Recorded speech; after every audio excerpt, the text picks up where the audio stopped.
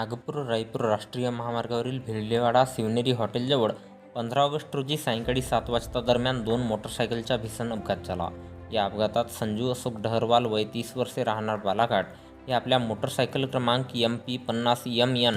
7383 ने भंडाराकडून लाखनीकडे जात असताना लाखनीकडून भंडाराकडे विरुद्ध दिशेने येणाऱ्या एका दुचाकीने त्यांना जोरदार धडक दिली आणि चालक घटनास्थळावरून पसार झाला. या अपघातात संजू डहरवाल यांच्यासह ऋषी रवींद्र मेश्राम वय 21 वर्षे राहणार गांधीवार्ड वरठी हे दोघे हात आणि पायाला